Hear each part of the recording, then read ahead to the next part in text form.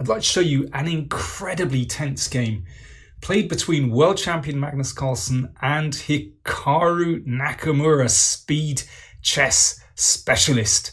This is great stuff. Now, this was played in the Lindores Abbey tournament, the Rapids tournament. It's just started yesterday and is part of the Magnus Carlsen chess tour. He's put together a series of tournaments that's going to stretch right through into August. So plenty of action to watch online, and there's a brilliant lineup in this tournament, and there will be in all the other tournaments too. So let's look at the game. Carlsen, of course, won his own online invitational tournament and faced Nakamura in the final, which was very close. We know how strong Hikaru Nakamura is, well, as a classical player, but rapid play, that is his speciality. And the time control in this tournament is 15 minutes plus 10 seconds each time you make a move. Carlsen with the white pieces and a Queen's Gambit decline. Now, we didn't have the Bishop F4 move that we've seen so often in recent tournaments, but instead Carlsen took on D5. So we have this very typical exchange variation pawn structure. Now, this particular version isn't meant to be so dangerous for black for precisely the reason that Hikaru plays or demonstrates, that this bishop can actually get out very early and challenge the queen, and so really white has to exchange off bishops here. And that exchange obviously means that black doesn't have any issues on this diagonal, and it clears black's queenside development as well. So it's generally felt that this variation is, well, quite acceptable for black. Let's put it like that. It's balanced. But we also know that Magnus very much likes these kind of fixed pawn structures. He feels very comfortable maneuvering his pieces around when the structures are, well, relatively stable. So it's his kind of position. And now, of course, white could just castle here, but here's the first indication that Magnus is kind of going his own way. So he wheels up the good old Harry the H-pawn. And this already creates some doubt in black's mind, because normally, both sides would castle kingside. But of course here, when the H-pawn is about to advance again, that's not quite so clear. I mean, black could even consider sacrificing the exchange straight away with H5 in this kind of situation, for example. That's actually not so silly. I mean, from a positional point of view, at the very least, white has compensation. Of course, you don't need to go so crazy. You could just castle queenside. But I think that's what makes this position very, very interesting, is that neither side has yet committed their king. So white could still go kingside or queenside even after this move H4.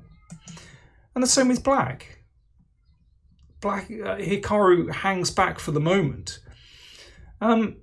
Now, there are various ways to play this. I think the way that Hikaru selected now is really interesting. Now, remember, they start with 15 minutes and he invested around about a minute and a half at this stage. And I think that's very interesting in itself. Both players were kind of feeling their way through, because it is a slightly unusual situation after H4. Hikaru played knight b6. I mean, sometimes that knight goes to e6. That's a nice central square, but he had a particular idea in mind. So knight b6. Now, if white is going to castle queenside, then you can see that knight could well be very well placed once it reaches c4. So that's one thing, but white doesn't have to commit yet. And knight e5, also played after quite a long think, 3 minutes by Carlsen. This is very sensible, of course, because it covers that c4 square. And it might introduce moves like f3 and g4 as well. Now, that knight could be challenged immediately with knight fd7, but very interesting idea from Nakamura. He wants to put his queen on this square e6. Now, Carlsen decides to commit to Castle's queen side, and now queen e6. Really interesting. This queen, well, as we're about to see, looks down this diagonal, but on this square, it's pretty safe at the moment. You know, there's no light square bishop that can possibly attack it, and there's no knight coming to g5. So, and we'll see. There's a lot of interesting points to this move. King b1 played. Okay, that's sensible. Trying to tuck the king away. And now knight e4. Now we can see one of the ideas of putting the queen on e6. If this knight is exchanged off, then black will play f6, and obviously that wins material. And otherwise, this exchange anyway could be quite nice for black. Obviously opens up this diagonal, but that knight will come to this excellent square on d5.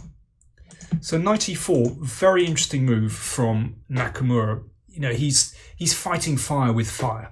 You know, that's normally where you want to land this knight. And of course, this pawn is attacked. So Carlsen just steps back to c2. Now, it seems to me a fairly simple option for black just to exchange knights on c3 and then play f6. And it seems to me that black is definitely not worse there. But instead, Nakamura kind of pushes it. It's really interesting. This is a very, very ambitious move, bishop b4. So it's a little bit inconvenient for Carlsen. He can't put the knight back on e2 because that pawn will be en prise on f2.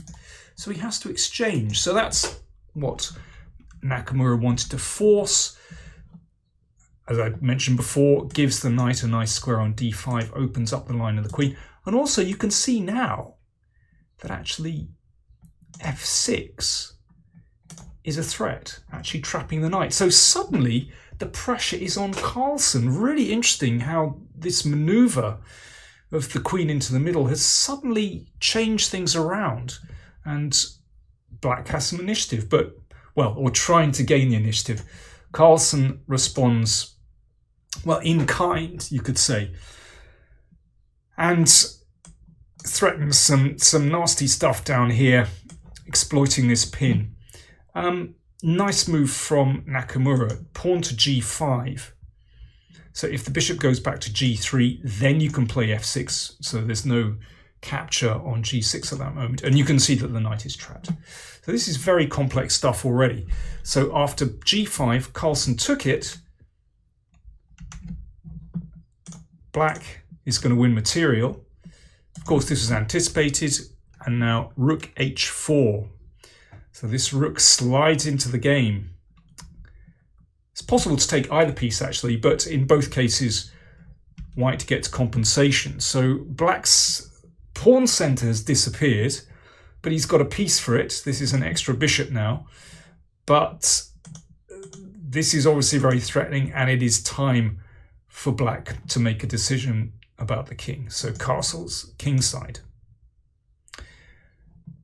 But that allows Carlsen to win back some material with a discovered attack. Knight g6, queen f7, knight takes rook on f8. Rook takes knight on f8. Rook e5. So now let's just kind of take stock after that flurry of exchanges. Carlsen has a rook and two pawns against bishop and knight. Now normally in this kind of situation I would say should be better for the rook and two pawns. But it's not quite so clear because it all depends whether those minor pieces can find security. Can they find good outposts? So let's see, bear that in mind and see how things develop. h6, defending the pawn. g4, so that is going to give this rook a post here. And of course, yeah, queen takes pawn would be met by queen g6. Bishop d6, pushing that rook. Rook f5, the queen moves to e6, Now, big question, should white exchange rooks here? Maybe. Normally in such situations you would want to exchange rooks, actually. But Carlsen played e4, also a very tempting move. And Nakamura played bravely here, actually, rook e8. Putting some pressure here, pawn to f3. Now you can see that, obviously, advancing these central pawns, or let's just say these two, should be what white is trying to achieve, to push black's pieces back and then maybe go for an attack. But when they advance, you can see that that leaves this square open and the bishop finds security, protected by the g-pawn. Then again, you could say that the bishop moves away from protecting the king, but still, that has to be a good square for the bishop.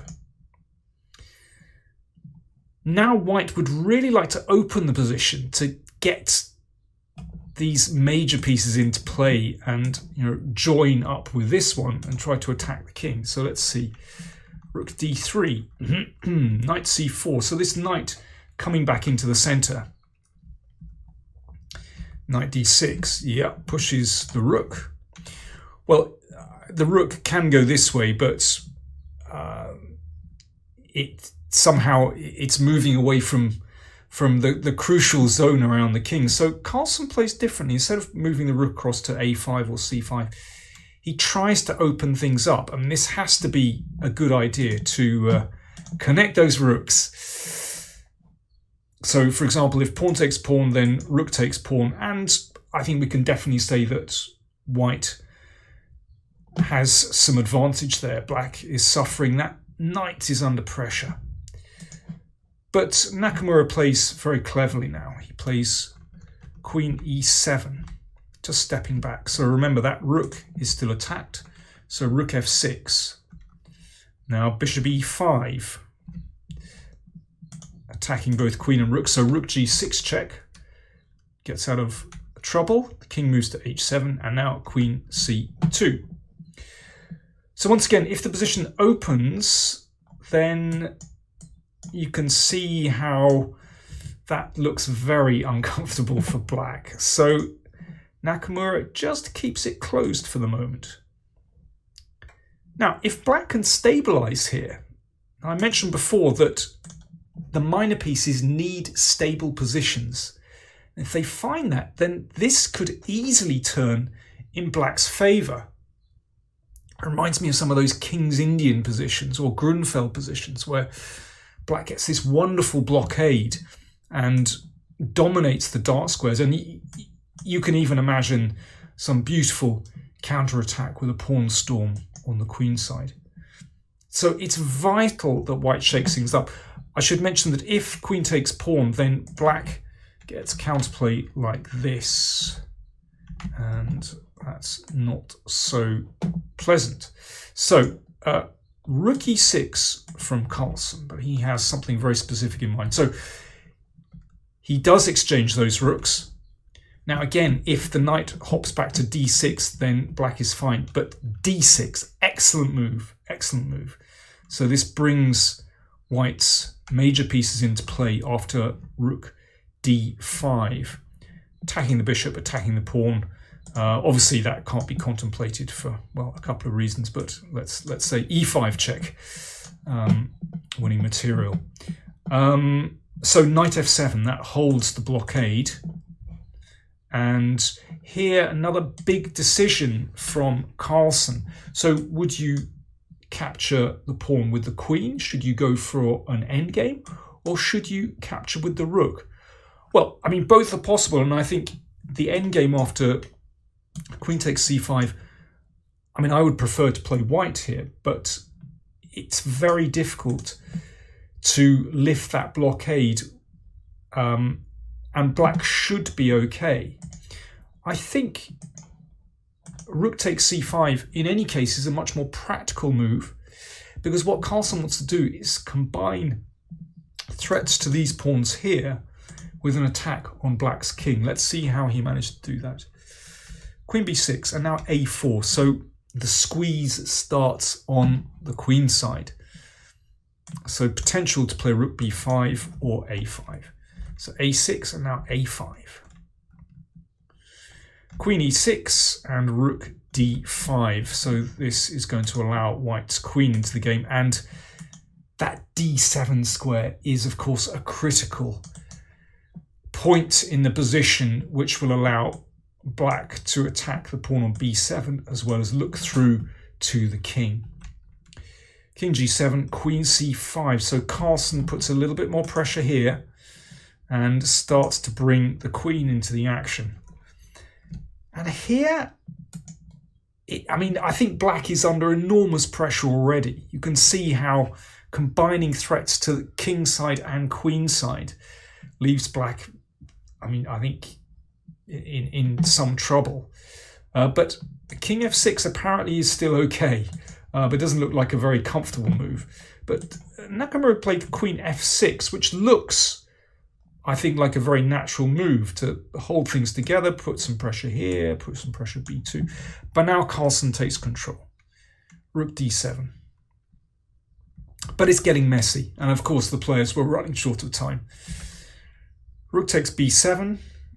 Bishop is attacked. King c2. So this bishop has a few problems. It's not really on a stable square on e5. Bishop d4 would allow queen d5 and something like this. Well, we could easily see an endgame like this, some kind of simplification. And the problem is, of course, that most queen exchanges, I think, will be winning for white. Black can try to hold on there, but with lots of targets, that's very difficult to hold. So that's the kind of thing that black has to watch out for the whole time. Nakamura played bishop e1. And here Carlsen played queen d5. Rook b8 looks like a killing move, actually. A threatening queen check and mate, and I don't think there's a good response here. You can try king here, but then queen c8, that keeps the c3 square covered. This looks really nasty. Queen takes f3. Let's just check this out. Well, this is basically going to lead to mate, or losing material. Queen d6 sort of begs for an exchange of queens, but this looks really nasty. Even though pawns get exchanged, in fact, this is going to lead to a position which is, I think, should be winning for white. You can see that the king and pawn combined with the rook, I think that's just going to squeeze black here. So rook b8 looks like a winning move from Carlsen, but instead he played queen d5. He was obviously, his instinct was to keep black tied to that knight on f7. But Nakamura manages to just worm his way out of this one. And the game ended in a perpetual check like this. Very, very interesting. And I think you can see the repeated moves, and that was the end of that. You can see basically black's queen threatens to come in and hassle the king. And, well, Carlsen would have to be very careful there. So he prudently took the draw by perpetual. I think great game from both players. I really like the way that Hikaru Nakamura negotiated the position after h4 with this queen maneuver to e6. Great stuff. And then, complicated situation. Carlsen in the ascendancy, but still Nakamura hung on brilliantly and managed to get a draw in the end. So there we go. Plenty more chess coming up in this tournament over the next couple of weeks. It's a very long tournament. I won't be reporting every day, but I'll be checking in now and again to see how the players are doing. Thanks very much for watching. Bye.